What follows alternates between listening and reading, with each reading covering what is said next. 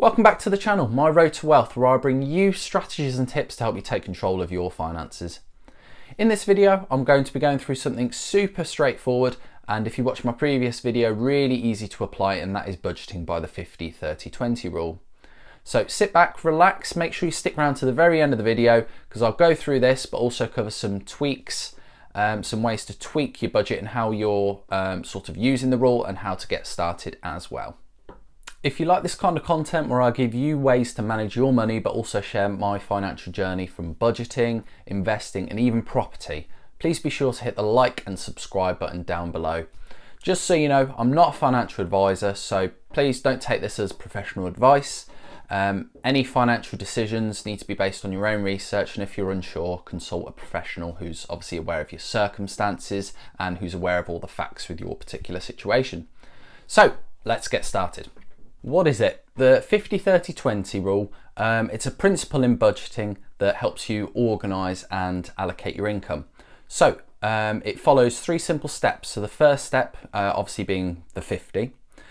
So this stands for allocating 50% of your post-tax income to your needs. So whatever you've got coming in into your bank account, once obviously all the tax, national insurance, when everything has come out, 50% of that should be budgeted towards your needs. So obviously when we went through that list, it's all the stuff that you need to actually live your life. So that would be such as your rent and your mortgage, your electric and water bill, your food, healthcare, your car if you need it as well, obviously to get to and from work. You get the idea. So it's the foundation of living your life. It's the stuff that always should be your top priority because living is always good, right? And on that note, so now you've covered those necessities, your friends come over, let's say, and your lights are actually on because you paid your bills, you can actually go make them a drink because you've actually got water and you've actually got a house to take them to. So let's now move on to the next category, and that would be your wants. So 30% of your income allocated to your wants. So these are things that would bring joy or enjoyment out of your lives, but they really aren't necessities. So that would be your entertainment, going out, going to the cinema, eating out, your Netflix subscription, Amazon subscription, magazine subscriptions. It's stuff that aren't necessities, but are obviously nice to have, and they bring you joy and enjoyment out of your life. Obviously this category, for some people it might be smaller. You can make adjustments to live with less, and I'll go through that, a little bit of that in a second. And then finally third, as you can imagine, that's 20% towards your savings. So that's the 50-30-20. So 20% towards your savings essentially is what it stands for. This should very much align with your goals. So if your goal is to have an emergency fund, have some money set aside for if something goes wrong, or whether that's paying off some debt or if it's towards retirement, that's what that stands for. Obviously in terms of your wants, if you wanted to try, or if you can see right now that you're doing quite well with your actual wants and you're spending less than that, then obviously you can build more on your savings. Or if things are a little bit tough at the minute and you don't have as much disposable income to put towards your savings at the end of the month, it can be tweaked and adjusted for your personal situation. Easy, right? So let's take a look at it if it wasn't that easy. With your needs, it's a little bit tougher because obviously they're needs, but if your spending is a bit higher than you expect, then try to think a little bit outside the box. So do you drive a luxury car at the minute, or do you have the latest either financed or bought car where there's a lot tied up in it? Do you have a luxury car, a BMW, an Audi, a Mercedes? Do you have an up and coming phone upgrade, or do you have the latest iPhone? As an example, if you've got a phone that's been working for years, it could still be a smartphone, it could still only be a couple of years old, but could you get a SIM only contract, which is £8 instead of £40, £45?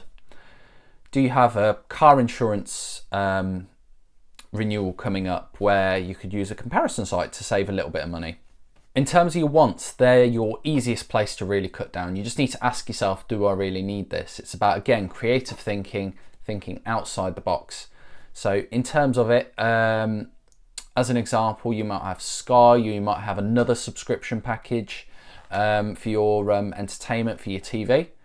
Netflix provides a lot of value these days, and it's asking yourself, again, would I be okay just having Netflix as an example? Because a lot of stuff can be £40-50 and up, whereas Netflix about £8, £8 a month I think it is now.